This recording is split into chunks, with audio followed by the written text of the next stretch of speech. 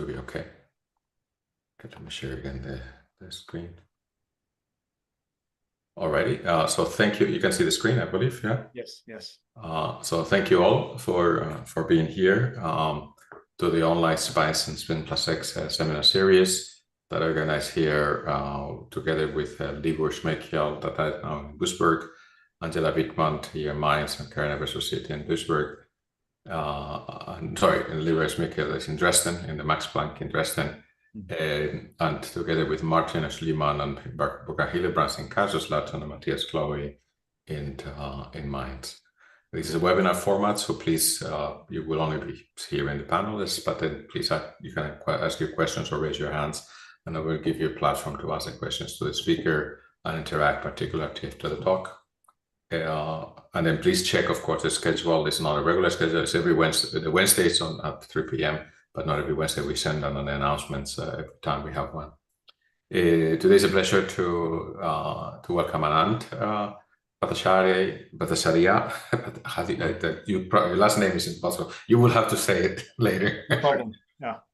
It's this, the last EA is difficult for me. From Argonne National Lab. And then he studied his master's in Kapoor, but went to a little colder of a place in Minnesota to do his PhD. And then he's a fellow of the American Physical Society, very well known in our community, having several awards like the Physical Science and Engineering Excellence Award and the Achievement Award for 2021 recently in Argonne National Laboratory. He works on electric and magnetic properties, particularly with axial and thin film and heterostructures. And has done a lot of exciting work in this area. So with this, I don't want to take any more of your time. So please go ahead and share your screen and begin your talk when you have a chance. Thank you. Okay. Thanks, Jairo. All right. Hopefully all of you can see my screen. We see the presentation mode, so switch it, yeah? Okay, good. Thank you. Great. Are we good now? Perfect. Yeah, go ahead. Okay, wonderful, wonderful. Well, thank you, Jairo, and the organizers of SPICE+X seminar series for this opportunity. I really appreciate it. And so today's talk is going to be about superconductivity interfaces of quantum paraelectric potassium tantalate. And I'm Anand Bhattacharya, and I'm at the Material Science Division at Argonne. And the program is very as follows. We're going to talk a little bit about how superconductivity happens in an orientation selective manner at interfaces of potassium tantalate. Then I will describe a theory for superconductivity at these interfaces that was developed by my colleague Mike Norman. And then I will describe how a different aspect of this material, which is the fact that because it has high spin orbit coupling, it has spin textures of the Fermi surface. So there's a very peculiar uniaxial spin texture at the KTO 110 interface that I'll mention. And in all of this, one of the sort of common threads that will go through these discussions is going to be the key role of quantum confinement and the resulting raising or lowering of orbital degeneracy. Okay, the results I'm going to talk about today are all published. Two of them are in journals, one of them on the archive, and the references are below. So without further ado, let me just get into it. But before I do so, let me first acknowledge some of the key contributors here. So the postdocs, former postdocs and postdocs working on this project: Changjiang Liu, who is now at Buffalo; Junyi Yang, a current postdoc working with me; Xian, who has now moved to University of Hong Kong; my colleagues Dylan Fong, Jim Zuo, Mike Norman; former postdoc Jianjing Zhou, who's I believe at Florida State now; Dafei Jin, who's now moved to Notre Dame; and Ulrich Weld, my colleague here at MST. There are several other people here listed, and it's an incomplete list of people whom we have worked with.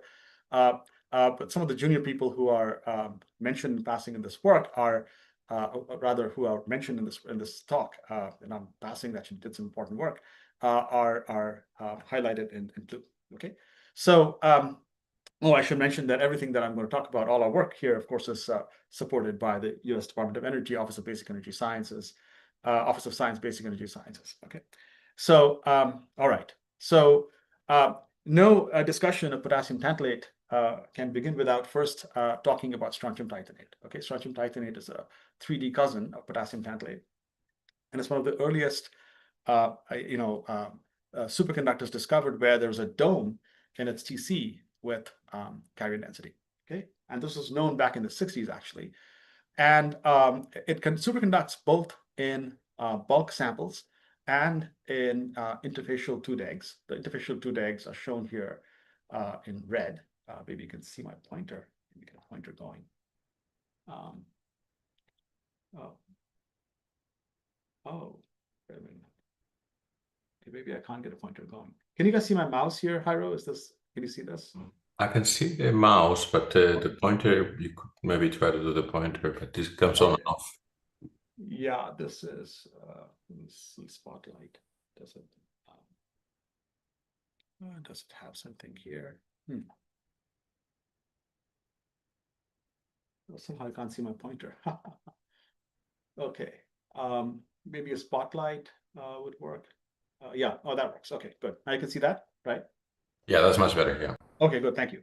All right. So, anyway, so the strontium titanate is this famously, very well studied dilute superconductor, and has this dome of TC versus carrier density. And one of the remarkable things about strontium titanate is that it has, it has a well-defined Fermi surface. You can measure the Fermi surface with Shubenkow-Diaz oscillations, for example, and you can see superconductivity in this material at less than 10⁻⁴ electrons per unit cell. Okay, so it's a tiny density of electrons at which superconductivity happens, and that, of course, then provokes the following question. Somehow, there you go. Let me do this.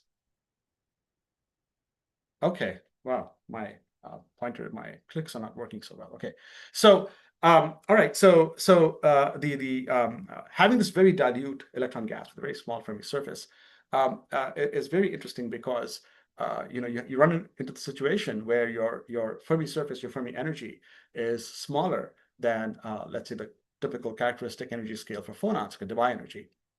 And then in that limit, it's not actually so simple to do BCS theory, and this has been fascinating people for a while. And how do you solve this problem of superconductivity? So this is still an open question, and there are many interesting theories about this. But I just wanted to set this up as a sort of motivating point. Okay, so very dilute superconductivity is possible, and very dilute electron gas with superconductivity can be realized in strontium titanate. And the TC is about this has been evolving over time, but the highest TCs in bulk are approximately half a Kelvin or so. And in two-dimensional electron gases, it's a little bit lower, like about 300 millikelvin. Okay, so potassium tantalate, as I mentioned, is a cousin of strontium titanate. It's a 5D cousin. And like in strontium titanate, what happens is that when you cool down, the dielectric constant of potassium tantalate, shown over here, sort of takes off. Okay, it takes off and sort of saturates at the lowest temperatures at about a value of 4,500. If you dope this material with electrons, then it forms a high mobility three-dimensional electron gas. This was all known back in 1965. And you can get a fairly dilute electron gas in this as well. Okay. Now, so why does all of this happen? Why is the dielectric constant taking off like this? And of course, the genesis of this is that it's a incipient ferroelectric. So what happens here is that there is a TO1 stator mode that softens. This is the inversion breaking phonon mode shown on the left over here. It softens, but it never quite goes to zero. Okay, so it sort of flattens out the lowest temperatures. You can see this energy square over here. So we're talking about something like, of the order of 1 MeV type energies. It sort of levels out, and so you don't get ferroelectricity. But what you get is what's called a quantum paraelectric. And what is a quantum paraelectric? Okay, in a quantum paraelectric, what happens is the following: that unlike in a regular ferroelectric, where you have a well-defined double well potential, the ones shown over here, like for BTO, right? The system can go into one of these two minima and then be switched back and forth, and that's a ferroelectric, right? If you have the same potential, but it's a lot more shallow, okay, like the one shown in the middle, right? Then you can have a situation where the 0-point energy of the B-side atoms in this perovskite cage, okay, this is titanium or tantalum in this case, and these red guys are oxygen. this B site atom, it can see this potential and its 0-point energy, okay? So the quantum fluctuations of this atom in that potential, right, can have a 0-point energy that are slightly higher than the maximum in this Mexican hat potential. And if it does that, then it's cannot be confined anymore in these minima. And that's why it's called a quantum paraelectric.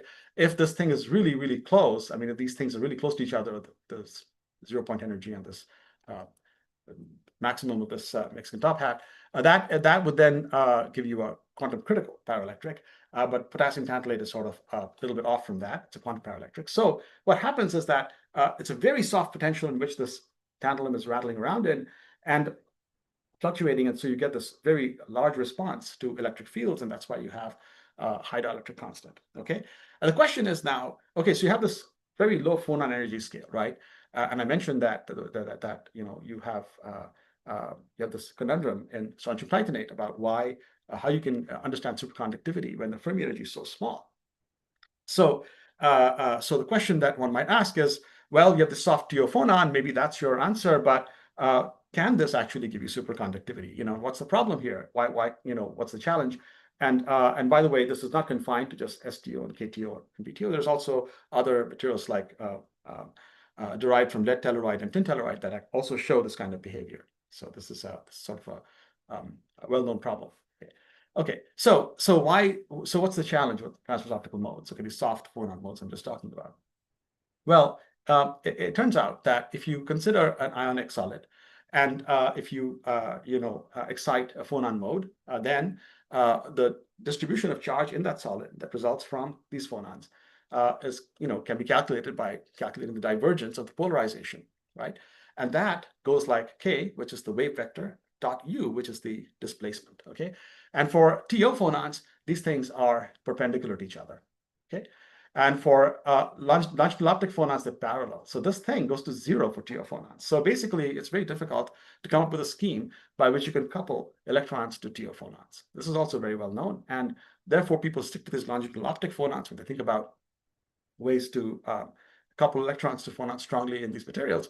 And again, the conundrum is these guys live at about 100 MeV, and your Fermi energies can be a lot smaller than that. And so, there's this challenge that you have to think about. Right. The other reason, of course, that potassium tantalate is very interesting is because it has a 5D tantalum atom, and that actually is important because it gives rise to large spin orbit coupling. And so the usual sort of manifold of states and for a 5D transition for a transition metal atom in an octahedral cage, you have the dx squared minus y squared dz squared, and you have the xy, yz, xz states, the lower manifold. When you introduce spin orbit coupling, they split into a J effective half and J effective 3/2. Most of the action happens in this lower manifold, the J effective 3/2 manifold. This splitting in potassium tantalate is about 400 MeV between these two guys here. And in strontium titanate, it's about 20 times smaller. So that's another reason to go about exploring these materials. Okay, and of course, this audience knows very well that one of the reasons that you're interested in 2DEGs and such systems is because of the Rashba interaction, where if you have broken inversion symmetry, you get these spin split sort of Fermi surfaces. And this is very interesting from the point of spintronics. In fact, the system has been studied in that context quite a bit. And also in the context of superconductivity, if you actually manage to make this electron gas superconducting, then it was predicted back in the early 2000s that this could give rise to unconventional states of superconductivity, okay, like P-wave superconductivity. Okay, so those are the kind of broad reasons to think about this material. So does potassium tantalate superconduct? Well, like I mentioned, strontium titanate superconducts in the buck. That's how you saw that dome, that long, big dome that I showed you early.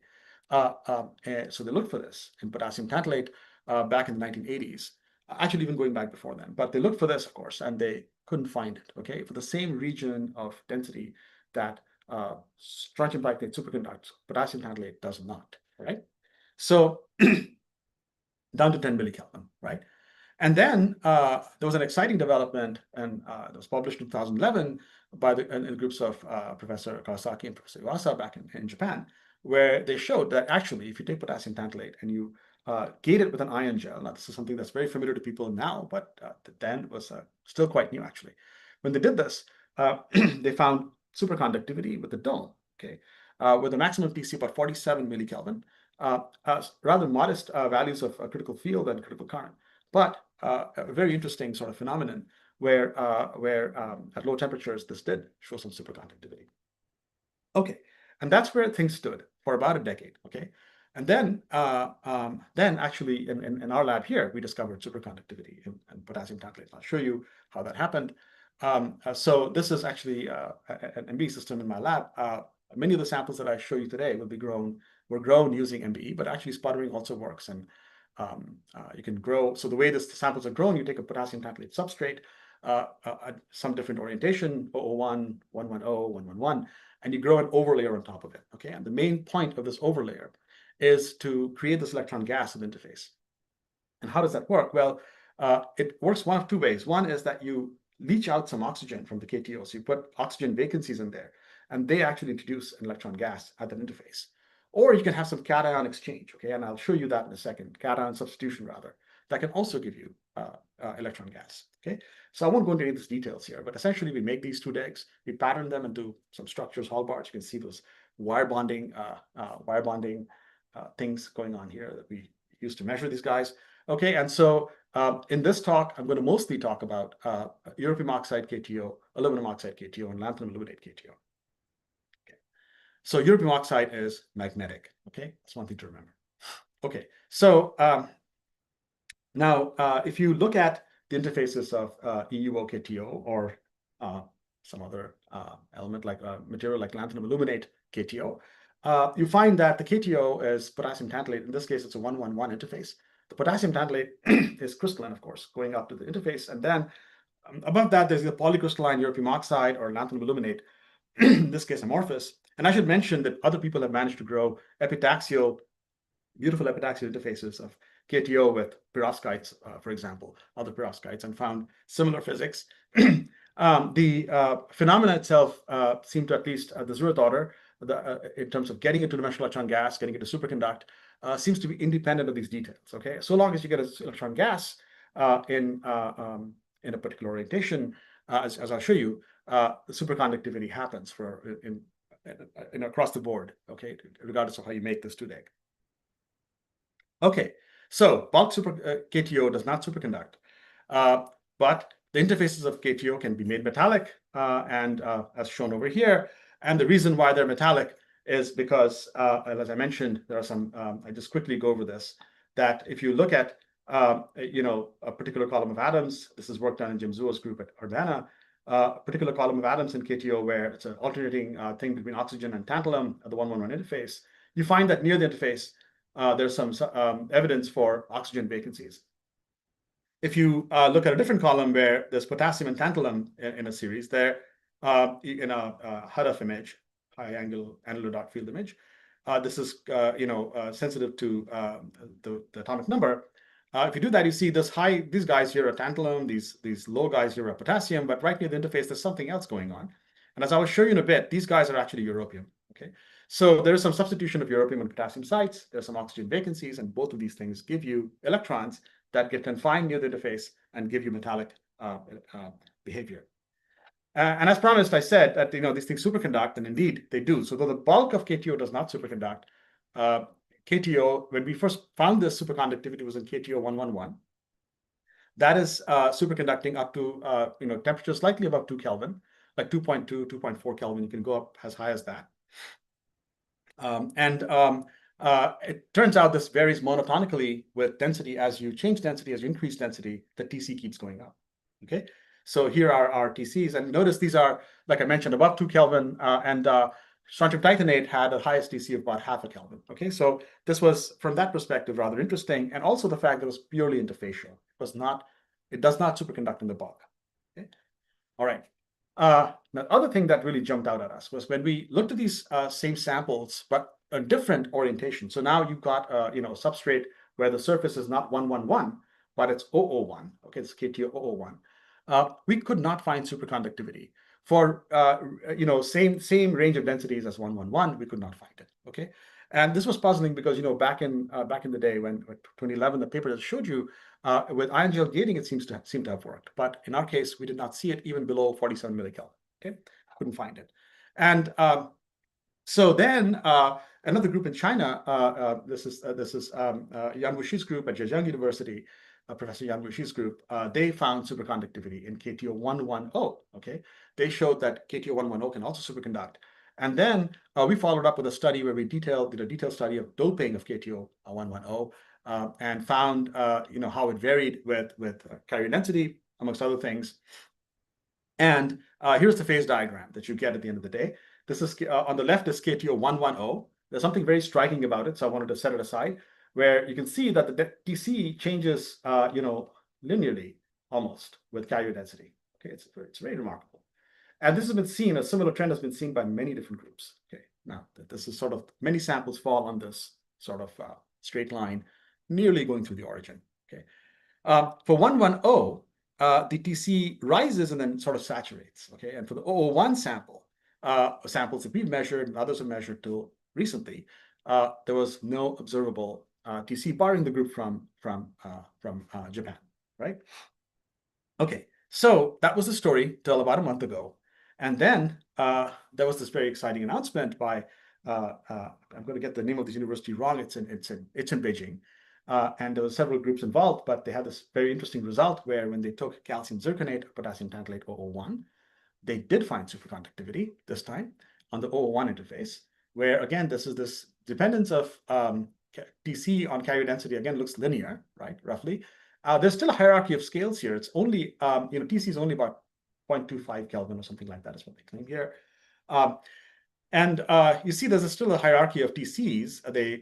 This is only about, from fraction of a Kelvin, this is about a Kelvin. These are samples grown the same way using CZO, calcium zirconate, on different orientations, so the same conditions. And they see this hierarchy of scales, but now the non-zero TC. So this is very interesting and perhaps a little bit of a puzzle. Okay. And like I didn't mention this about our samples and other samples in 110 and in 111, KTO superconducting 2 DEGs, they all violate the Pauli limit when you apply a magnetic field in the plane that's, just blows past the Pauli limit, 4, 5, 6, 10 times even the Pauli limit have been observed. So this is also true for their samples. They see very robust critical fields that are in excess of the Pauli limit. All right, so that causes us to, of course, reassess our phase diagram. So this is the phase diagram before, that I just showed you. And now here is where their data would have fallen had I plotted them here. This dotted line here says that actually it is maybe possible to create a superconducting electron gas on KTO 001 as well, using the same techniques, similar techniques that others are using, where there's a overlayer instead of ion gel gating. Okay. All right, so that's where we stand right now. And then that brings us to this question, well, what is going on here, right? And so the objective observation is that, look, if you have an electron gas on the 111 interface of potassium tantalate, this is a perovskite structure, in that you'd imagine by symmetry that manifold, the P2G manifold, the lowest manifold, which has the dxy, dyz, and dzx states, would be equally represented. All these states would be equally represented at the Fermi level, just from symmetry. And indeed, that's the case, right? You find that there's this sort of star-shaped Fermi surface. This is calculation. This is actually ARPA's data taken on this, I believe, by Bruno and Baumberger's group back when, 2019, where they showed that indeed there's this sort of star-shaped thing that says that they're all there, right? All the states are there in equal measure. Okay, now what happens when you, so this is a quantum confined electron gas. Let's remember it's a quantum well. But this quantum well does not break the degeneracy of these 3 states. They're all represented at the Fermi surface. However, when you go to the 001 surface, then something interesting happens. There, because the dxy orbitals are sort of pancake-like, flat, they disperse in the plane and they are not confined. They don't suffer from confinement in the same way that YZ and ZX states do. And so what you end up getting is that you end up getting a sort of a gap, if you will, between this dxy state and the YZ state, and that was measured. And that was found to be about 300 millielectron volts, okay, by this group and others, actually. So again, you have clear evidence that these things are, the degeneracy is very different between these 2 states. And actually, it's also been found for 110, where the lowest, I'll show you in a second, where there's a gap between the lowest manifold and the one just above. In this case, it's dyz and dxc. Okay, and so when you don't have this degeneracy, right, then your TC suffers, and that's the main point of what I'm trying to say here in this quantum confined electron gas. If you have just one orbital at the lowest sort of manifold, then you don't get superconductivity nominally. Okay, maybe out to about 0.25 Kelvin now, but it's lower TC for sure. Okay, and then it's 110 has a 1 Kelvin TC and 111 has a 2.2 Kelvin TC. Okay, and this can be compared with strontium titanate, where while the 001, which is the most striking sort of exception in KTO, doesn't have a TC that well, I should change this. This is actually now this thing has changed. This value here has changed. Okay, so these values of TC are about the same, and that may be because the splitting that we see in STO is smaller, and that's maybe why there's not as much difference between the different orientations. Okay, now so how does this really work? Then let's just I just want to show all three of these interfaces to you. You have in the 001 interface, you have the dxy lower than the other two. The 110, you have yzx lower than the other one, and full degeneracy in these guys here. So how does degeneracy, how can degeneracy then work with, why is it doing this? What's leading to higher TC? Okay, so here's where my colleague Mike Norman came up with a theory, and I'll tell you a little bit about it. And this theory involves, actually, believe it or not, the TO1 phonon, the one that is so difficult to couple to. Okay, and this is actually inspired by earlier work, including that done by Maria Gastiosoro. That's the image that I'm showing you here. So imagine I have a chain of atoms, and I'm just doing this sort of thought experiment. I'm putting different orbitals on the transition metal site. This is the oxygen. This is the d orbital of the transition metal, right? And I have two different kinds of orbitals. In this case, I have a dzx orbital and a dyz orbital. Okay, and if I had these oxygen atoms, at the equilibrium position, then by definition there is no hopping allowed. Okay, I mean, this by symmetry you can't have a hop. Okay, it's completely suppressed. However, if you displace one of these guys, okay, then this hop becomes allowed. Okay, so now you have a coupling between the electron hopping, if you will, and the displacement of this TO1 Slater mode, driven displacement of this oxygen atom. That will give you a path to at linear order to couple a TO1 phonon to a electron hop. Okay, and I won't go into the details here, but this actually turns out that this electron phonon coupling goes linearly with momentum. And so this is why it's called a Rashba-like interaction, though that's nothing to do with spin-orbit coupling at this stage. It's just the way it is. Okay, and the most important part of this is that it's an interorbital term, right? You need to have more than one orbital to make this work, to make this coupling work, right? So and it turns out, well, of course, you might know that that would be, of course, in a system where you only have one orbital, for example, at the Fermi level, this coupling is going to be very weak. If you have more than one, then you get some, and then all three are degenerate, then you get maybe the maximal coupling. And that was sort of the thinking behind this. And then Mike went ahead and used the standard sort of Macmillan formula to calculate TC, okay, just to see what it would do using known parameters from literature. And it turns out that you can actually go through this exercise, and the dependence of TC on the carrier density, the two-dimensional electron density, comes in a couple of different ways. It comes in through the omega TO, the frequency of the TO phonon. That depends upon frequency. It disperses actually, even though it's an optical mode. And that depends upon, because Q equals 2kF for what you want to calculate, that does depend on N2D. The electron phonon coupling constant that I just wrote, GTO, that goes linearly as KF. That too shows up here. And when you put all of this together, you get a dependence on this interorbital TC, if you will, on carrier density. And that does have qualitatively, in fact, with just one free parameter, he quantitatively fits, gets this curve that closely mimics what we see in experiment, where on 111 direction, you see a TC that rises quasi-linearly and the other direction, O1, it does not. Okay, and there's a lot of detail in this calculation that I'm completely skipping over. Please go look at this paper in Nature Communications where our experiments and our theory are put together in the same place. Okay. Oh, and I should mention that in 3D, why doesn't bulk KTO superconduct? Because that also has all 3 orbitals, and that's because density of states in 3D is lower because that goes a square root, whereas of carrier density, and here in 2D it's constant, right? So that's why in 2D that's favored. DC is favored. Superconductivity is favored. Sorry. Okay. All right. So I'm just gonna say very quickly that we've actually looked for the TO1 mode near the surface of our samples using what we call a spintronic technique.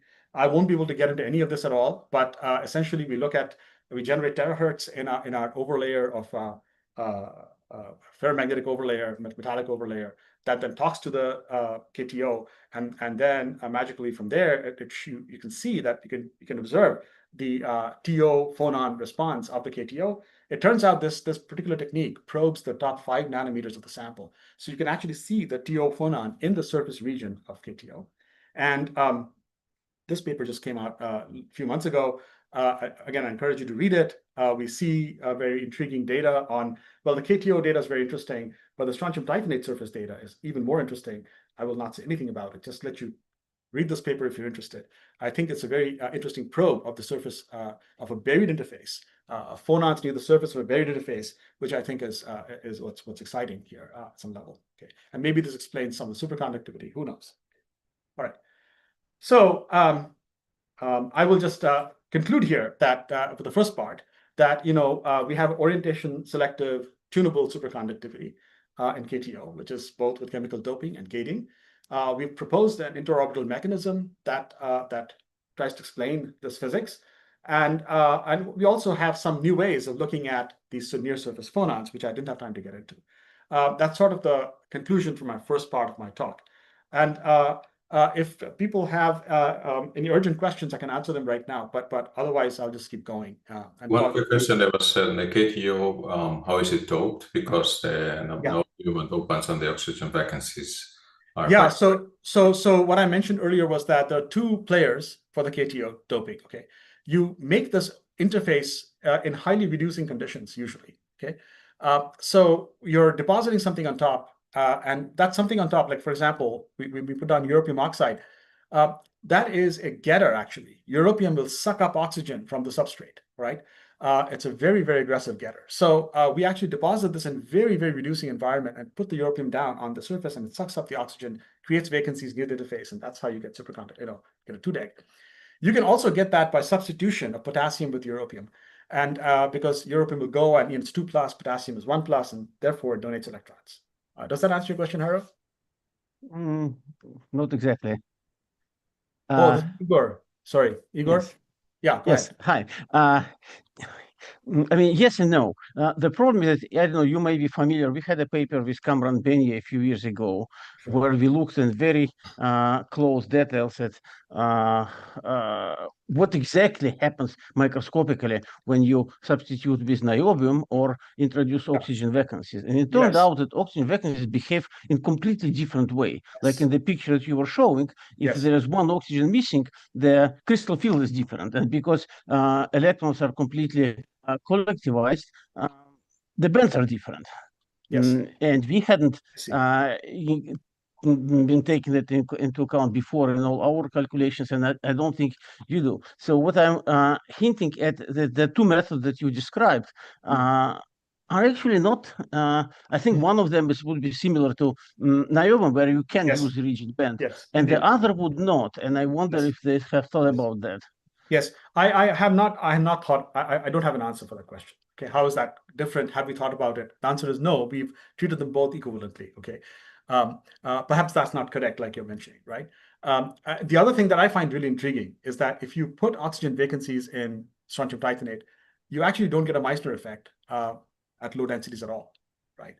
I believe Kamran showed that. And so that's actually also, so that speaks to me that this is maybe some sort of inhomogeneous superconductivity if you have oxygen vacancies. Okay, that's my guess. But I digress. Yeah, not totally. was inspired by his experiments, which were consistently showing that the microphysics is very different between two types of doping. And then we look at that from density functional point of view and found that the bands are very different. Okay. Okay. We have not looked into that. Thanks, Igor. But we have not looked into that. Good. Let's move on. Okay. Thank you. Bye. Okay. Any more urgent questions? And no, I think that was it. Okay, good. Thank you. Thank you. So I'll move on to the next part of my talk, which is this discussion about spin textures. Of course, KTO, like I mentioned, is a incipient ferroelectric, but it also has a very high spin orbit coupling. So, like I mentioned, this can give rise to interesting spin textures. And for KTO 001 and 111, this has been explored in some detail actually with both spintronics and ARPEs and so on and so forth. But the basic idea here is that when you look at the spins at the Fermi surface, and I won't go into the details of what these are describing, you can see the spins are pointing every which way on the Fermi surface. Okay, they do some interesting things, including their variations and for example, the Rashba coefficient at these points, at the corners of the star-shaped Fermi surface, and that's actually been now even measured at some level with the FMR experiment. But the whole story here is that it's the spins are pointing every which way, and it's interesting, but there's not a favored direction for the spins to point in. However, for the KTO 110 interface, if I look at the simplest, think of the very simple-minded way, I've got this degeneracy, right, where two of these orbitals are degenerate, and the third one is not. It's above higher in energy. If I have such a situation, then if I want to construct a finite angular momentum state, right, orbital angular momentum state, then that's what that will look like. And this will point along the 001 direction, and only along the 001 direction. So that's shown here. That would be this axis over here, okay? So, and if you now include spin orbit coupling, you'll get a sort of, in the case of this T2G manifold, you actually get an opposing, as I'll show you in a second, spin moment and orbital moment that oppose each other. And so, but they're parallel. And if that happens, then you get a spin texture that also points along the 001 direction. Okay. So Mike actually calculated the spin texture just considering this DXY, DYZ, DXZ band. In experiments, there's also a DXY band that's observed actually at the Fermi surface, but that does not have this particular spin texture. Okay, so I'm just going to show this going forward. So now, because it only points along, this direction along X in this case, right? The sigma Y is basically very small. This is a highly anisotropic Rashba, and the limit of vanishingly small, it's just 0. And so you're left with only this one term, and that's what we are sort of loosely calling a half Rashba interaction. Okay, so that's the spin texture that you would imagine if you were to use, if you look at this 110 Fermi surface. Now, there is another thing that perhaps some of you in the audience already know, which is that this T2G manifold, these three orbitals in the T2G manifold, they can be mapped on to the p orbitals, because they're sort of a quasi L=1 state. Okay, but so just like the states in gallium arsenide, you have this same sort of thing. If you flip this upside down, you get this guy over here on the left. Okay, but one consequence of this though is that the orbital moment and the spin moment, they're anti-aligned and they cancel. And in fact, if you try to, at the 0th order, now if it's atomic limit and spin orbit coupling is smaller than the crystal field splitting, then you get a situation where this is exact actually. So these moments exactly cancel. And even though you have a spin texture, if you apply a magnetic field, you're never going to see it because the moment is so small. Okay, so the spin susceptibility essentially is small or vanishingly small. Okay. So in this situation, having that spin texture is very nice, but how do you find it, right? That's the question that we're asking. Okay. So one of the consequences of this is that the critical fields, this may not be the only mechanism. It could be just dirty limit, high spin orbit coupling physics where the spin is dephased. But if you just think about it differently, you go, well, we have many instances where the Pauli limit is grossly violated in KTO, and maybe one of the reasons why that's happening is because the spins just don't see the field. The moment is vanishingly small. Okay, so here it's shown to be higher than 8 times the Pauli limit. But this group, this is Kavyahadi's group now at Ohio State. Okay, so okay, so with that preamble to this particular section, let me tell you about our work. So what we did is we grew both magnetic and non-magnetic overlayers on potassium tantalate 110, okay, and made two-dimensional electron gases that superconducted with similar TC. So this dotted line is for EUO, magnetic EUO KTO. The solid line is for aluminum oxide KTO, and the TCs are very similar, right? I should mention there's another group that made similar samples that found different TCs. We did not. Okay, and our resistance along when the current goes along 1 bar O, it's always higher than in the same sample compared to when currents go along 001. Okay, that's also something that we have observed consistently in samples both aluminum oxide and europium oxide KTO 110. Okay, so there's a 110 interface. Okay, so, and this is consistent with having the mass in this direction be larger than this direction, though there's a second band, so we don't know, why this is the case. Okay, all right. So now what we did was we said, okay, let's take this guy and these samples and just this is a europium oxide KTO 110 sample, okay, and cool it down to the transition, and at around 2 Kelvin, which is about twice the transition temperature, we began to see some evidence for hysteretic response of the resistance, magnetoresistance, to an in-plane magnetic field. So this is a magnetic field applied in the plane, so the europium oxide is switching back and forth. And as you do that, you see this hysteresis in MR, and this hysteresis in MR is for field pointing only along 001. Okay, only along 001. Along 1 bar O, it almost vanishes. It's very small. You can't see it on the scale. Okay, and this width, as you can see, compares well to what we see here in MR, right? So this is magnetization in the plane. That is MR at 2 Kelvin. That's just above the transition. So now, see, this is along the direction. 001 is along the directions the spins are pointing in the sample, right? And there you see this hysteresis. Other direction you don't. You can vary the direction of current. You can go along current along 001 or current along 1 bar O. The story doesn't change. It doesn't care about the direction of current. It only cares about the direction of magnetic field. So long as your magnetic field is in the plane applied along 001, you will see this hysteresis, okay? And then along 1 bar O, you don't, okay? Now, as you cool through the transition and you get to the lowest temperatures where it begins to superconduct, turns out that this ferromagnetic field, this ferromagnetic response is only, or the overlayer, ferromagnetic overlayer, only seems to affect the sample when it's near TC, when the superconductivity is very weak, okay? So the interaction of that ferromagnet with the superconductor is not that strong, okay? It goes away once you get right below TC. You don't see this MR anymore, okay? You see something else that I'll show you in a bit, okay? So just to remind you again that this direction, 001, is this direction, okay, where it's pointing parallel to these spins in our calculated band structure, okay? All right. Now, so it cares about the direction of magnetization. We can also look below TC at what happens.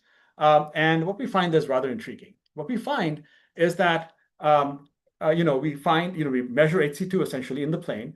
This has to be done rather carefully because, you can get very easily fooled by an out-of-plane component of magnetic field.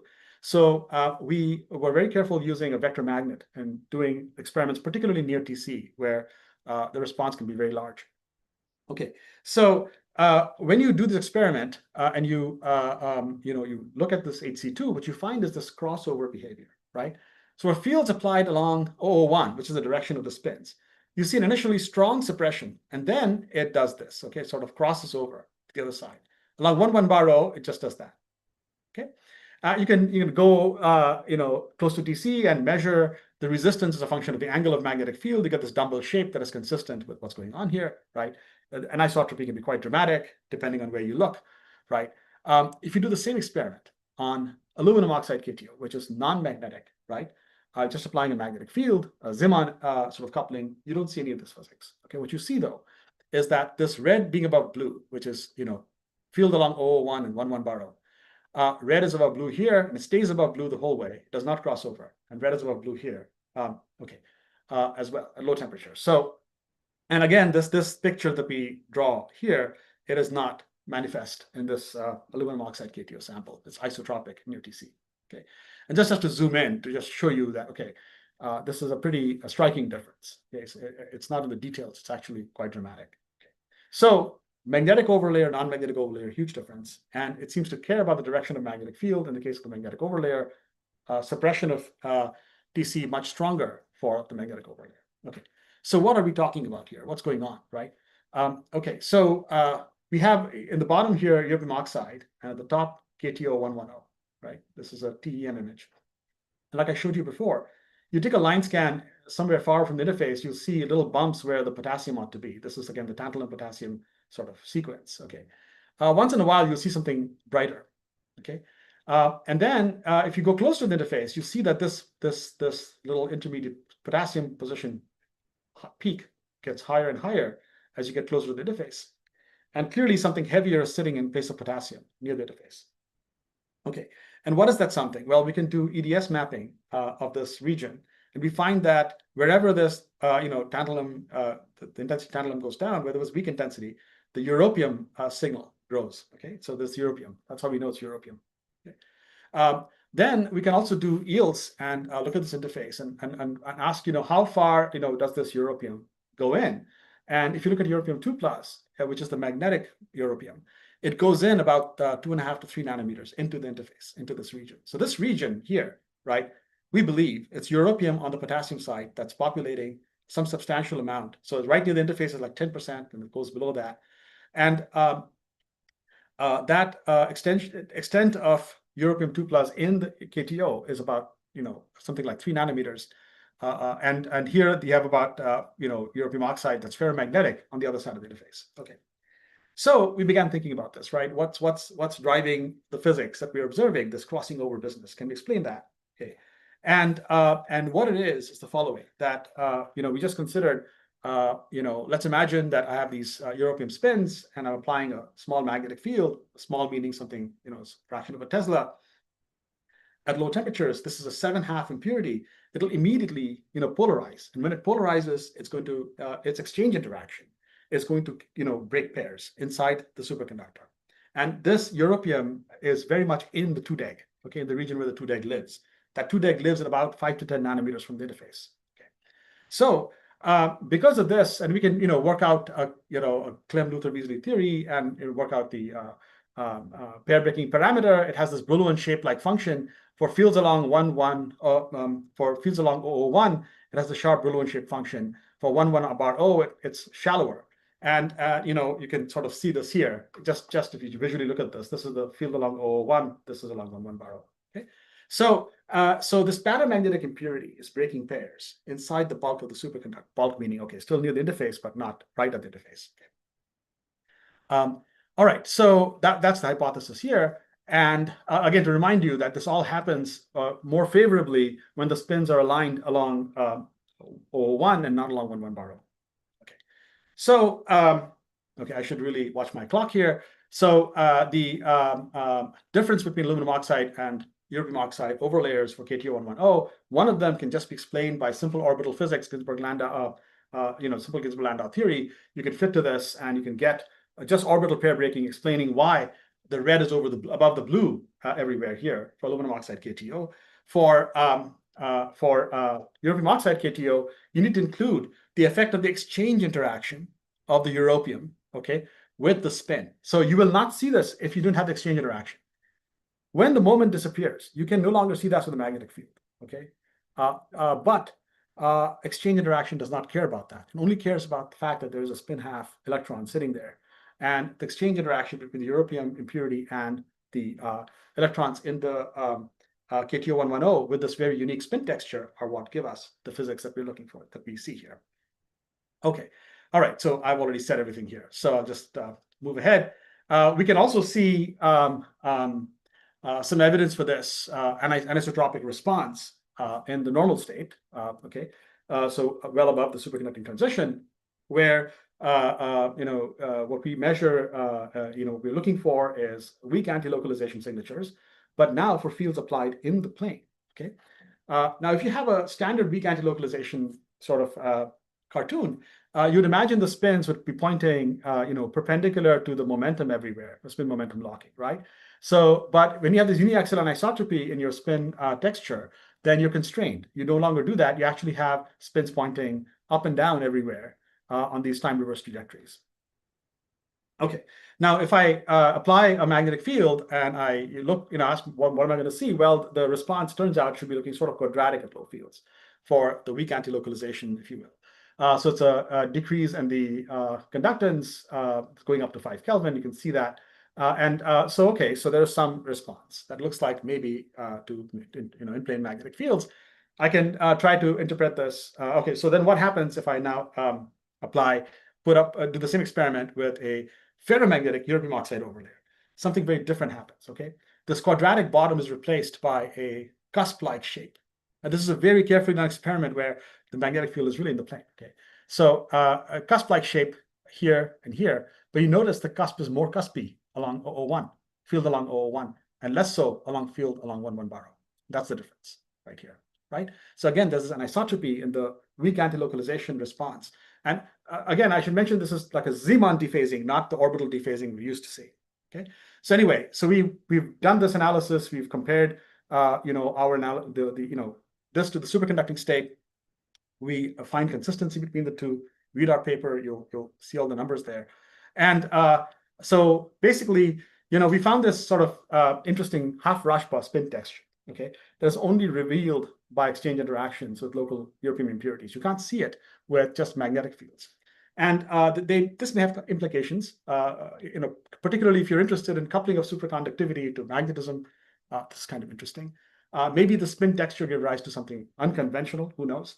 And there's also spintronic type things that you can imagine doing with these kinds of systems. And the through line that I wanted to point to, again, is that this role of what we believe, this is a hypothesis at this point, right?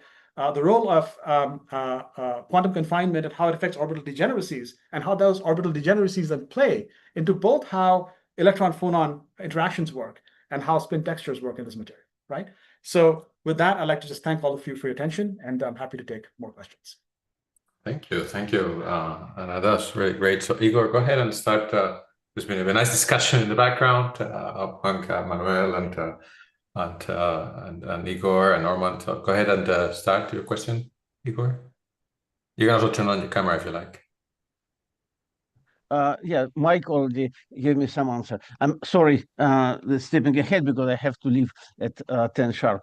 My question was that is that the similar physics to Ising superconductivity? On the first glance, it does look like that, because since your spins are all collinear, then the spin susceptibility in the direction perpendicular to this collinear spin is accumulated away from the Fermi surface. So it's not affected by superconductivity. So there's no energetic reason of killing superconductivity's magnetic field, same as in Ising superconductivity. So I wonder if it's the same thing or not. I'm sorry, I didn't quite. Could you? I didn't quite get the substance of what you're saying. I mean, it's been for a while. There's been around this so-called Ising superconductive. Yeah, sure. Where spins are aligned along C, and if you apply magnetic field perpendicular to that, then apart from in the normal state, spin susceptibility is accumulated between the split bands, so away from the Fermi level. So it's not affected by superconductivity, and there is no reason to have Pauli limit there. It looks like your situation is quite similar because your spins are all aligned in the same direction. So if you apply magnetic field in perpendicular direction, there is no energetic incentive. That's right. That's a basic idea, right? So I mean, this calculation was a simple sort of KLB calculation, BCS theory. You're just applying, there's no Zeeman interaction in that direction, some in this direction. Is that what you're getting at? Yeah. No, it's it might also. I mean, there are more than one way to explain data, but I think thing is different. Somewhat. So maybe because, as Mike mentioned, because diffusive limit, maybe they're sort of like blend together. But in clean case, they're quite different because basically there is no thermodynamic critical field at all. Because there is they can coexist. I mean, the spin susceptibility in super state is not zero, so you can No, that part is okay. I think the reason why we like this, I mean, right now we're still going back and forth, Mike and I. We are still, and actually Juni, who's done a lot of the work here. We are still debating. So what to really call it? We are going with half Rashba right now, right? But half Rashba is in some sense a uniaxial anisotropy, right? So so it is in some sense Ising, right? Okay. just unusual. I Mike, think. would Okay. you like to comment? I don't know if, Mike, you are allowed to turn on your camera. Yeah.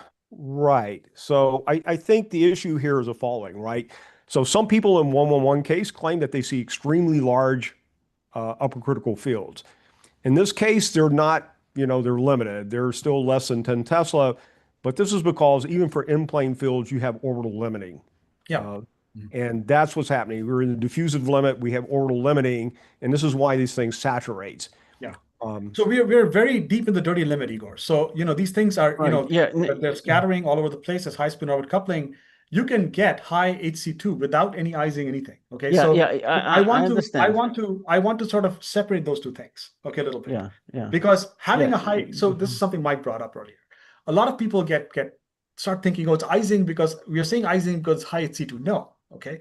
We are saying it's, uniaxial because the anisotropy that we observe, right, near TC. Okay. That's where it's really showing up.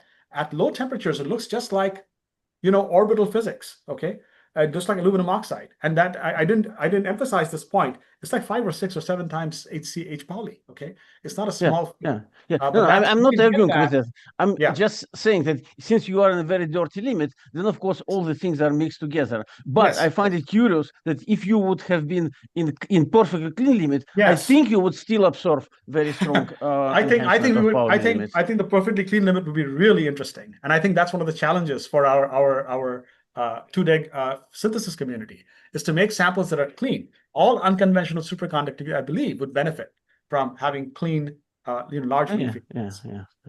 Okay. All right. Thank you. Great. Yeah. That's good conversation. So any other questions from the audience? I don't think I have a bit of a curiosity. So when you mentioned that you could think of looking at Edelstein effect in here. Yes. How would you do the observation in this case? Is the spin accumulation through particular PCAR type of experiments, or what would be? They were doing. Okay, so the experiment I'm aware of is where they did. It's above TC then you would do it, or pardon me? Above TC or in the above TC? Yes, above TC. Okay. I think it's really interesting to ask the same question near TC. Okay. But above TC is where this was done. Yes. Okay. 1 second. I think Ali. So Ali, you have maybe a question? Ali Reza, do you have a question, or do you know if you? Yes, do you hear me? Yeah, I can hear you. Yeah, thank you. Just a simple question. In these 2 interfaces that you introduced, the type of the symmetry of spin, the type of superconductivity is different. For example, can be determined by your experiment to be p-value safe. Yeah, that's an open question. Okay, that's an open question. So I don't know if we can say anything about that experimentally at this point. Okay. Theoretically, I believe they are different. Okay, they have different symmetry at the Fermi surface. But this is something that experimentally, honestly, we are not at this. Short answer. Again, I'll emphasize this point that if there is something unconventional, like let's say a P-wave thing, right? Can you imagine that exists in a very dirty system, right? And if you can, then yes, okay, maybe something interesting is going on. But it's worth thinking about that. And maybe there's a material science problem that we have to really address. I want to keep kind of coming back to this, that we want to make really high mobility electron gases in KTO that are superconducting, that have these spin textures. That would make it super interesting, I think. And a very general question: how people measure Meissner effect in 2D superconductors? No, you can't really. Because screening is very weak. But what you can do is, that's not really a Meissner measurement, but you can make kinetic inductance measurements. We've done those, yeah. Others as well. But that's not a Meissner measurement. That's basically just, if you have low resistance, any sample with, very low resistance will have some kinetic inductance. So we can see that for sure. Yeah, thank you very much. Okay. Thank you, Reza, for your question. So thank you, Anand. It was a great, refreshing actually, because it don't take too many superconducting and these mixtures of materials. It's really nice, actually, very well overview of many of these. And a nice thank you everybody for the conversation during the chat as well. So with that, I think I'll thank you for your time again. I think all the 60 people that are watching live and the ones that will watch later. And of course, Anand, as always, we'll be happy to answer any questions for the people that watch it afterwards. just contact him and ask any questions. So with the rest of you, I'm going to turn off here the streaming here, and wish you a good rest of the day. And then you have to keep on working. For me, it's the end of the day.